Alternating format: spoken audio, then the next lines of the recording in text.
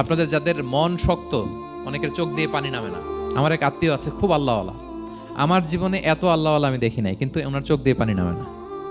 বারবার এসে আমারে বলে যে মিজান কি করবো বলো, তুই একটু মোনাজাত ধর। আমার মনে আছে আমি ওনাকে নিয়ে মোনাজাত ধরতাম, তো ওনার কান্না আসে না চোখ দিয়ে।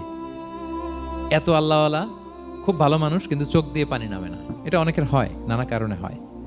তো আল্লাহর হাবিব সাল্লাল্লাহু আলাইহি ওয়াসাল্লাম বলেছেন, কারো যদি চোখ দিয়ে পানি না নামে বা হৃদয় নরম না হয়, তারা যেন এতিমের মাথায় হাত বুলিয়ে দেয়। এক সাহাবী এসে বললেন, ইয়া রাসূলুল্লাহ, আমার হৃদয়টা বড় শক্ত, হৃদয় নরম হয় না। রাসূল সাল্লাল্লাহু আলাইহি ওয়াসাল্লাম বললেন, তাই? আচ্ছা, আতুহিব্বু আন ইয়ালিনা কলবুক, তুমি কি চাও তোমার হৃদয় নরম হোক, ওয়া তুদরাকা হাজাতুক, এবং তোমার আশা পূরণ হোক? তিনি বললেন, হ্যাঁ। তো রাসূল সাল্লাল্লাহু আলাইহি ওয়াসাল্লাম বললেন, ইরহামিল ইয়াতীম, এতিমের উপর রহম করো।